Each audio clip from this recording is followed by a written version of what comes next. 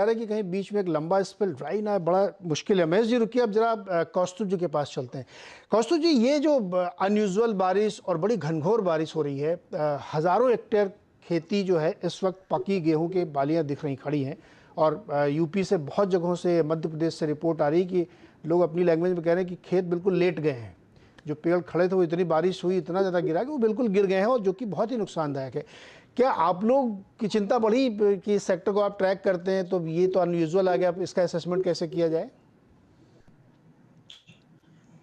अगर हम FMCG sector point of view से अगर कहेंगे तो ऑब्वियसली हमने देखा कि रूरल सेंटिमेंट्स तो ऑलरेडी वीक है because of the high inflation, और अभी रबी का काफी एक्सपेक्टेशन था कि रबी क्रॉप अच्छा रहेगा, तो उससे कारण थोड़ा बहुत सेंटिमेंट्स में इम्प्रूव होगा।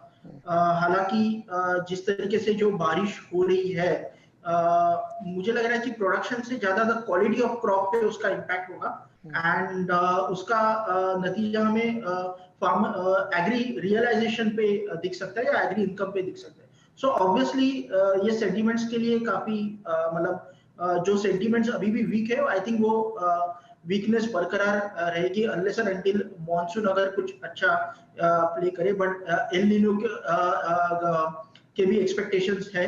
तो ओवरऑल आई गेस सेंटिमेंट्स जो वीक रहे हैं, आई थिंक वो will continue to remain weak, और मुझे लग रहा है कि रूरल जो डिमांड है उसमें जो इम्प्रूवमेंट के एक्सपेक्टेशन थे, I think that will take some time.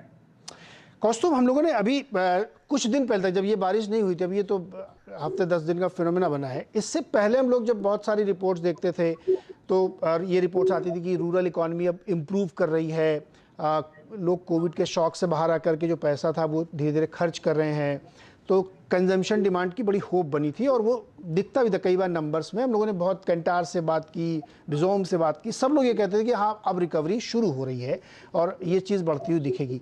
लेकिन ये तो एकदम से ऐसा आया कि जब आप भी कह रहे हैं कि अब ये एक सेंटिमेंट तौर पे काफ़ी नेगेटिव रहेगा, तो एक बात आपने कही कि हो सकता है कि उपज उतनी ही हो, यानी उदाहरण के लिए एक कुंटल गेहूं होता था तो 1 कुंटल ही होगा, लेकिन उसकी क्वालिटी बहुत इन्फीरियर होगी, जिससे सीधा आपके इनकम पे इम्पैक्ट आएगा। तो ये जो फिनोमेना अब बन रहा है, ये जो अभी तक की रिकवरी हो रही थी उस पर बिल्कुल पानी फेरने के लिए काफ़ी है, या हम लोग जल्दी ज़्यादा असेसमेंट कर रहे हैं इसका? आई थिंक जो आपने बात की कि थोड़ी बहुत रिकवरी दिखी थी, सेंटिमेंट्स इंप्रूव हो रही थे। नॉर्मली जब फेस्टिव सीजन आता है, जैसे होली था, होली के पहले के ये नंबर्स थे कि जहां पे थोड़ा बहुत सेंटिमेंटल इम्पैक्ट से आपकी खरीदारी थोड़ी इंप्रूव होती है। बट अगर ओवरऑल अगर हम ट्रेंड देखेंगे, अभी तक डिमांड या सेंटिमेंट्स में वीकनेस बरकरार है। जो एक्सपेक्टेशन था कि रबी क्रॉप अगर अच्छा होता है तो वो इम्प्रूवमेंट हमें दिखेगी। जो आप बात कर रहे हो कि थोड़ा बहुत इंप्रूवमेंट दिखा, आई थिंक वो होली के पहले का थोड़ा बहुत सेल्स में जो इंप्रूवमेंट आता है वो मे बी रहेगा, बट जो डिमांड अगर हम देखेंगे वहां पे कुछ इतना मेजर इंप्रूवमेंट नहीं रहा है। जो एक्सपेक्टेड था कि थोड़ा रबी से हमें रबी क्रॉप से थोड़ा अगर बेटर होता है या रियलाइजेशन बेटर होते तो इंप्रूवमेंट दिखेगा, बट मुझे लग रहा है कि it will take some time. इतना मतलब जल्दी इंप्रूवमेंट नहीं होगा जो एक्सपेक्टेशन था, और मुझे लग रहा है कि वो वीकनेस जो है वो मेंटेन रहेगी जो सेंटिमेंट्स में है वो, unless and until we get clear picture कि हाउ थिंग्स पैन आउट। यहाँ हमने ये भी सुना है कि काफी सारे स्टेट गवर्नमेंट्स और गवर्नमेंट हालांकि थोड़ा बहुत कॉम्पेंसेशन की बातें भी हो रही है, but I guess it will take some time to come out with a clear picture कि कितना नुकसान हुआ है और कैसे गवर्नमेंट उनको कॉम्पेंसेट करेगा। ये something which we need to wait and watch, but in terms of sentiments I think it will continue to act as a dampener for the rural sentiments।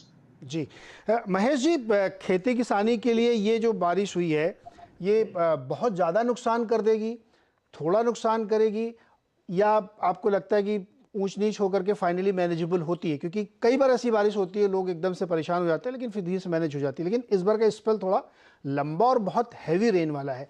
आपका असेसमेंट क्या कहता है, कितना नुकसान हो सकता है किसानों को? समय ये जो अनएक्सपेक्टेड इतना लंबा स्पेल यूजुअली नहीं देखने को मिलता। इस बार हमने देखा कि लगातार हुआ है, 4-5 दिन बारिश हुई है और सबसे बड़ी बात ये है कि इस स्पेल में हवाएँ चली हैं, तेज़ बारिश के साथ ओले गिरे हैं। जो ओले गिरते हैं तो फसलों को नुकसान पहुँचाते हैं और जब बारिश हेवी हो जाती है और उसके साथ तेज़ हवाएँ चलती हैं, तो जैसे आपने बताया कि फसलें लेट जाती हैं या एक तरह से बिछ जाती है पूरी और जो बालियाँ हैं वो झड़ने की संभावना बन जाती है। तो इसीलिए नुकसान थोड़ा-सा ज़्यादा है और ख़ास करके जीरा और इसबगोल के जो फसलें हैं वो राजस्थान में डैमेज हुई हैं। उत्तरी गुजरात में भी कुछ जो राजस्थान से सटे हुए इलाके हैं, वहाँ पर भी डैमेज हुआ है और मध्य प्रदेश के कई इलाकों के साथ-साथ पंजाब, हरियाणा में लेटर पार्ट में हुआ है, 19-20 तारीख को जो बारिश हुई है, उससे हुआ है हुँ। और उत्तर प्रदेश के कुछ भागों में। उत्तर प्रदेश में बहुत ज़्यादा हेवी स्पेल नहीं हुआ, केवल पश्चिमी उत्तर प्रदेश में ही देखने को मिला है, तो नुकसान तो है। और अब ये जो गर्मी आएगी यानी कि टेम्परेचर फिर से बढ़ेंगे, ये 2 दिनों के एपिसोड के बाद 23-24 के बाद, तो फिर से हो सकता है कि कुछ संभल जाए और अगर ये तापमान बढ़ते हैं और जो पानी जो है वो सूख जाता है, तो हो सकता है कि कुछ रिकवरी इन फसलों में देखने को मिल जाए। हुँ। लेकिन जो डैमेज है वो तो हो चुका और आगे अब मानसून भी बहुत ज़्यादा इतना उत्साहवर्धक दिखाई नहीं दे रहा है, तो ऐसा लग नहीं रहा कि जो जैसे अभी कौशल साहब ने बताया कि थोड़ा तो नुकसान है किसानों को और ये काफ़ी इलाकों में देखने को मिल रहा है। पलव जी। जी, एक क्वेश्चन और आप लोग ये एल नीनो वाला कितना डिस्काउंटिंग लेके चल रहे हैं? इसकी कितनी संभावना रहने की? देखिए, एल नीनो तो 100% है क्योंकि पहले से ही इंडिकेशन दिखाई दे रहे थे, जनवरी से ही इंडिकेशन आना शुरू हो गए थे। लेकिन क्या होता है कि स्प्रिंग बैरियर जब होता है, हुँ। तो जो सारे इंटरनेशनल मॉडल हैं, हमारे मॉडल हैं, वो बहुत ज़्यादा एक्यूरेसी नहीं दे पाते। लेकिन इंडिकेशन दिखाई दे रहा था, 3 साल से ला नीना चल रहा था और उससे पहले 2019 में एल नीनो था, लेकिन उस समय इंडियन ओशन डाइपोल बहुत ज़्यादा पॉजिटिव था, तो एल नीनो के बावजूद अच्छी बारिश हुई थी। तो लगातार 4 साल अच्छी बारिश हुई है और ट्रिपल डिप ला नीना था, जो बहुत रेयर होता है। हुँ। अब जाकर के वार्मिंग शुरू हुई है, न्यूट्रल कंडीशन आ गई है, धीरे-धीरे ईस्टर्न पैसिफिक में वार्मिंग शुरू हो गई है और ये एल नीनो की तरफ जा रहा है। तो एल नीनो तो श्योर है, लेकिन कितना स्ट्रॉन्ग एल नीनो होगा ये अप्रैल के फर्स्ट वीक में जाकर हम अनुमान जारी करेंगे, वैसे ही आईएमडी भी जारी हुँ। करेगा। तो चांसेस तो यही दिखाई दे रहे हैं कि इम्पैक्ट मानसून के ऊपर ज़रूर पड़ेगा और कितना कम हो सकता है मानसून, ये अभी देखने वाली बात है। हुँ, तो हुँ। और एल नीनो के साथ-साथ आईओडी का क्या रोल होता है, वो पॉजिटिव होता है या नहीं? अभी तो मॉडल दिखा रहे हैं कि वो पॉजिटिव रहेगा, लेकिन अगर वो ज़्यादा पॉजिटिव होता है, हुँ, तो एल नीनो के खतरे को थोड़ा-सा कम कर सकता है। हुँ, तो अभी थोड़ा-सा समय और है, 15-20 हुँ, दिन के बाद और ज़्यादा स्थिति क्लियर हो जाएगी। हुँ। जी। कौस्तुभ जी, ये समस्या देखिए हमको थोड़ा इसलिए ज़्यादा हम लोग इस पे चर्चा भी कर रहे हैं कि एक तो एल नीनो आना है, कितना स्ट्रॉन्ग होगा नहीं होगा अभी पता नहीं है। फसलों को नुकसान हो रहा है, फ्रूट्स को, आम की पूरी फसल को बहुत नुकसान है क्योंकि आम की जो छोटी-छोटी इस समय होंगी, अमियाँ लगी होंगी, उसको टूट जाती है। जब बहुत तेज़ हवा चलती है या पानी बरसता है तो टूटती है। और फसलों को सबसे बड़ा दिक्कत यह है कि वो अगर उसमें मॉइस्चर आ गया, क्योंकि गेहूं अगर भीग गया तो फिर आप उसको दोबारा सुखाएंगे ना तो उसकी क्वालिटी बहुत इन्फीरियर हो जाती है, काला पड़ने लगता है और फिर वो बिकता नहीं है। फिर वो एमएसपी के रेट पे तो सवाल ही नहीं उठता बिकने का। ये गंभीर समस्या खड़ी हुई। हालांकि मुझे एक और इकोनॉमिस्ट थे, उन्होंने समझाया कि नहीं एल नीनो का उतना इम्पैक्ट हमको तो नहीं लगता। ये उनका अपनी राय थी। मैं ये जानना चाहता हूँ कि आप लोग एल नीनो को कैसे डिस्काउंटिंग दे रहे हैं या कितना सीरियस मान के चल रहे हैं? ये सीरियस बात तो है क्योंकि अगर मानसून में थोड़ी भी कमी आती है तो फर्क तो पड़ता है और सबसे बड़ी बात है कि जो शुरुआती दौर में जो बारिश होती है, सोइंग का जो समय होता है, उस समय मानसून कैसा रहता है, यानी जून के महीने में अगर अच्छी बारिश हो जाती है, जुलाई के शुरुआती महेश दौर जी, में ये अच्छी सवाल मैंने बारिश हो जाती है। कौस्तुभ जी से भी लिया था। जी कौस्तुभ सर, आपके लिए। सी ऑब्वियसली एल नीनो तो एक थ्रेट तो है सेंटीमेंट्स के लिए, बट जैसे सर ने कहा कि उसमें भी काफी सारे फैक्टर्स है। जिस तरीके से बारिश अगर मतलब जो नॉर्मल से थोड़ी कम होती है तो मुझे नहीं लगता है कि उसका उतना इम्पैक्ट होगा। हालांकि हम देखेंगे पिछले कई सालों में बारिश का जो पैटर्न है वो भी काफी चेंज हुआ है। इनफैक्ट जून में हमने देखा है कि काफी कम बारिश होती है। बारिश ज्यादातर जुलाई, अगस्त, सितंबर ये महीनों में काफी होती है और वो एक्सटेंड होती है अक्टूबर तक। तो ये पैटर्न काफी चेंज हो गया, उसके कारण इवन क्रॉप का पैटर्न भी हमने देखा है कि खरीफ क्रॉप का चेंज होते हुए। बट अगर एल नीनो के बारे में और पिछले 3 साल अगर हम देखेंगे कि बारिश अच्छी होने के कारण रिजर्वोयर्स के जो स्तर है वो भी काफी अच्छे हैं। तो मतलब अगर बारिश नॉर्मल से थोड़ा कम होता है, मुझे नहीं लगता है उतना इम्पैक्ट होगा, बट अगर वो अच्छा खासा कम होता है और कुछ रीजन में अगर लास्ट ईयर हम देखेंगे तो ईस्टर्न पार्ट ऑफ इंडिया में यूपी, बिहार, वहां पे बारिश नॉर्मल से काफी कम हुई और उसका इम्पैक्ट हमने प्रोडक्शन पे भी देखा और रूरल सेंटीमेंट पे भी देखा, because last year FMCG companies का ईस्टर्न पार्ट में सेल्स काफी कम हुआ है।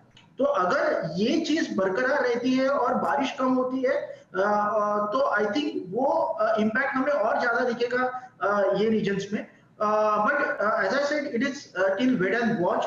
अगर नॉर्मल से थोड़ा कम होता है मुझे नहीं लगता है उतना का कुछ ज्यादा इम्पैक्ट होगा, बट अगर if it is going to be region specific कि कुछ रीजन में अच्छा होता है कुछ रीजन में continues to be damper, I think उसका इम्पैक्ट हमें देखना पड़ेगा कि कैसे डिमांड और सेंटिमेंट्स पे होगा। ओके तो ये तस्वीर अब तक की निकल के आ रही जो ताज़ा घटनाक्रम हो रहा है उस पर एक छोटा सा ब्रेक लेते हैं। ब्रेक के बाद लौट के थोड़ा सा आउटलुक समझते हैं कि अगर हम पूरे स्पेल को देखें बारिश के और एफएमसीजी के सेक्टर के लिए तो उसमें क्या निकल के आता है। छोटे से ब्रेक के बाद उस पर बातचीत करेंगे।